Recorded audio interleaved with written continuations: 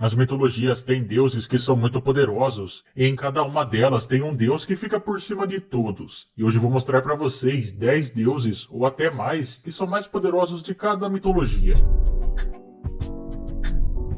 Bem, vocês sabem que nas mitologias tem os deuses que são maiores, e logo depois, normalmente, vêm os filhos deles. E tem alguns deuses e criaturas também que têm muitos filhos, como é o caso do Zeus e do Boto. Imaginem a bagunça que deve ser a árvore genealógica desses dois.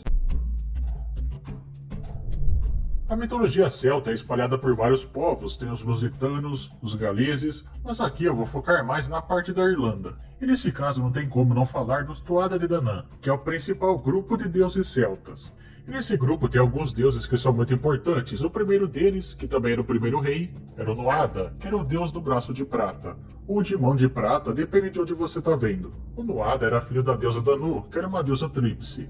Inclusive, dizer que a Danu pode ser a deusa mais poderosa da mitologia celta não estaria errado. Até porque o nome Tuatha de Danann vem dela, que quer dizer povo de Danu. Voltando pro Nuada, ele tinha uma espada que se chamava Claiomes Solais, e ela era invencível quando tirada da bainha. Quando os Tuathas lutaram contra os Fomorianos, foi quando Nuada perdeu o seu braço normal e ganhou o seu braço de prata. Mas durante a batalha apareceu um outro deus, que era o Lug, que era um deus da batalha, um deus da luz. Enfim, ele era um deus de muita coisa, porque ele era muito inteligente. E ele derrotou o líder dos Fomorianos, que era o Balor, e depois disso ele assumiu o reinado dos Tuatha. Mas além desses dois, tem também o Dagda.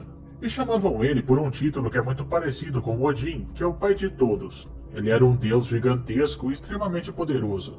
Ele era o deus do tempo e da magia. Ele também tinha um caldeirão mágico que ele podia tirar comida infinita, e também a sua clava, que ele podia matar homens e reviver eles. Ele era um dos líderes dos deuses e muito provavelmente o mais poderoso dos Tuatha. Mas para mim a deusa mais poderosa é a Seser, que ajudou os Milesianos inclusive a acabarem com os Tuatha. Ela era uma deusa trina, ou seja, ela era 3 deusas em uma. Inclusive, um dos nomes dela era Irlanda. E não esquece de já ir se inscrevendo no canal, de deixar o like aí no vídeo que me ajuda bastante, hein? Obrigadão. Na mitologia nórdica também tem alguns que podem ser considerados os mais poderosos. E é claro, quando se fala em nórdicos, o primeiro que vem na cabeça é o Thor. Ele é sim poderoso, mas como eu já disse em vários outros vídeos, ele depende muito dos equipamentos. O cinto, as luvas, a carruagem e, é claro, o martelo. Tem alguns deuses que têm a força parecida com a dele, ou até maior, sem precisar de utensílios. E um deles é o Vidar, que é o deus do silêncio e um dos filhos de Odin. Ele que mata o Fenrir no Ragnarok, e ele que governa os deuses depois. Mas os dois, para mim, que estão no topo da lista são o Magni, que levantou um gigante com apenas 3 noites de vida. E um detalhe é que o gigante estava em cima do Thor. Mas o Magni é mais força física, em poder mesmo não tem jeito, é o Odin. Principalmente por causa da sabedoria dele. Na mitologia romana, tinha algumas trindades que podiam mostrar os deuses que eram mais importantes e também mais poderosos. E não é a mesma coisa dos deuses gregos. A primeira é a tríade arcaica, que é formada por Júpiter, Marte e Quirino. O Júpiter era um deus dos céus e da agricultura. O Marte era um deus da guerra estatal, um deus das florestas e dos bosques. Dizem que o Quirino, na verdade, era o Rômulo, que é o primeiro rei de Roma, e representaria o próprio estado romano. Desses, o mais importante, provavelmente, era o Marte, já que além de ser um deus da guerra, e muito melhor que o Ares, inclusive, e também no começo era um deus dos trovões. Com a chegada do panteão grego ficou uma outra formação, ficaram Júpiter, Juno e Minerva. Um detalhe aqui que a Minerva tinha muito mais relação com sabedoria mesmo, diferente da Atena, que tinha muita ligação com as batalhas também. E também tinha a tríade dos plebeus, que era a Proserpina, a Ceres e o Liber. Na mitologia egípcia, você deve estar pensando que é bem fácil de saber quem que seria mais poderoso. Quando falamos nisso, o primeiro que vem na cabeça é claro, que é o Ra, o deus do sol. Está certo e está errado falar isso. Em geral, o Ra é sim o mais importante e o mais poderoso.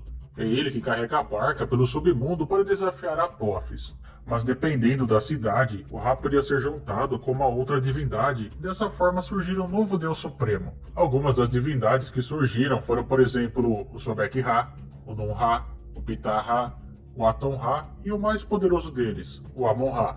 O Amon era chamado de faraó dos deuses, e o mais legal dele é que ele representava algo indefinido, o vazio, algo que não pode ser medido e nem tocado. Na mitologia japonesa, dois deuses são muito lembrados quando se trata desse assunto, que é Izanami e Izanagi, o casal que foi escolhido para povoar a Terra. Depois que Izanami morreu, Izanagi foi atrás dela, e na volta, quando ele foi se lavar, surgiram três novos deuses, que é Tsukiyomi, o Susanoo e Amaterasu. Mas nenhum desses que eu citei aqui é o mais poderoso da mitologia japonesa. Mas para mim, os mais poderosos são anteriores até a esses, e são três: Amano Nakanushi no Toto, Takami Mosubi no Toto e Kami Mosubi no Toto. Os três criaram o paraíso dos deuses, o sol e as estrelas.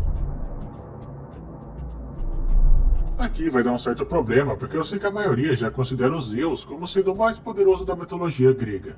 No Orfismo, que é o culto que segue os hinos de Orfeu, realmente o Zeus é muito apelão. Lá ele engole o Fênix, que é o deus primordial da criação, e isso é um feito absurdo, não é? Mas, na mitologia grega base, como por exemplo do Hesíodo e do Homero, isso não acontece. Entre os olimpianos, realmente ele é o mais poderoso, tanto que quando tentam dar um golpe nele, ele retorna, ele bota a Hera para ficar pendurada no céu e coloca Poseidon e Apolo para trabalharem para o humano. Entretanto, para mim, tirando os olimpianos, o Zeus não é o mais poderoso. Ele perderia no confronto direto para várias outras divindades. Quem fica com esse posto é o Caos, o criador dos deuses primordiais. Tem até uma galera que fala que na verdade o Zeus jogou o raio no Caos e ele ficou lá todo se tremendo, mas é mentira. Isso se refere a uma passagem de Hesíodo que fala que quando Zeus jogou o raio sobre os titãs, um calor imenso transpassou o Caos. Isso só quer dizer que na verdade um calor chegou até o Caos, porque ele era tão gigantesco que podia ser também um local, assim como Tártaro. Então não, o Zeus não machucou o Caos.